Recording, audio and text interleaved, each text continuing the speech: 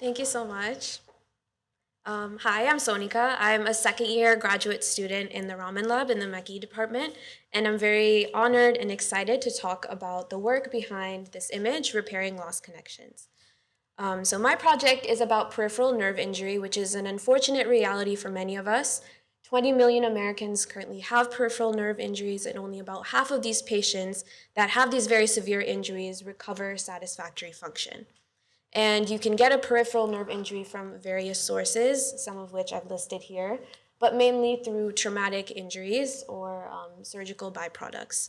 However, our peripheral nervous system has this remarkable ability to regenerate itself. Yet we still see such a big disparity in poor patient outcomes. So why is this? So I will be giving a quick background on how our peripheral nerves regenerate. I will specifically be focusing on motor neurons. These are a type of peripheral nerves that innervate organs like muscle and allow us to have voluntary movement. So after injury, the first step is removing all the injured fragments. And this process starts to break down when you have really large injury gaps or very severe injuries. If this process happens successfully, then you move on to the growth phase, where this structure called a growth cone forms at the end of the growing neuron and traverses this complex environment. Again, in very serious injuries, you often have scarring or other complications where this can be rendered incomplete. Lastly, if all goes well, you will have correct reinnervation, and our growing nerve will be able to reestablish its connection to its organ. However, again, with serious injuries, sometimes this doesn't occur, which can lead to poor functional outcomes. I'm early on in my PhD career, but I'm very interested in the second step of this process. Previous research has shown that environmental cues like mechanical stimulation play a big role in guiding this growth cone when it's regrowing. So that begs me to ask the question, how can we leverage this mechanosensitivity of motor neurons to improve recovery after trauma? Like I said, I'm very early on in my career, but I hope to investigate this question by creating an in vitro platform to look at motor neuron injury. I want to apply targeted mechanical stimulation and then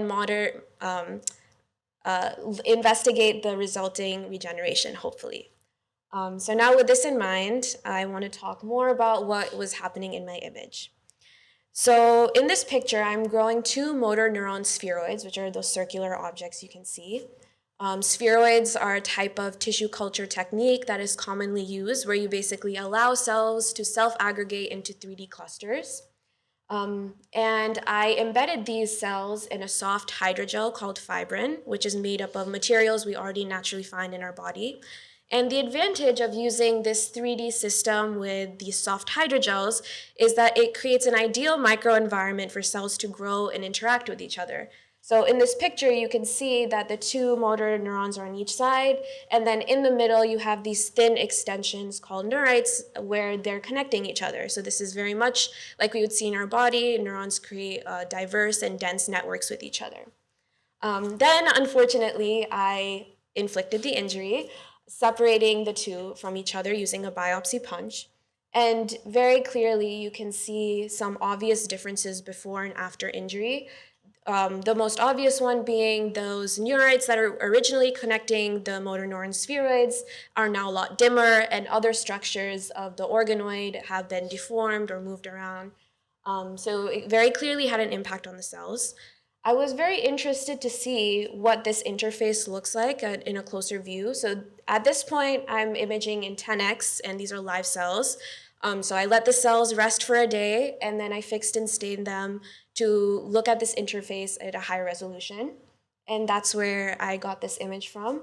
And essentially, what's very interesting is all the pink and orange in this picture are neural markers, and the white dots are nuclei. And you can see that there's a lot of detail that we were missing in the live images.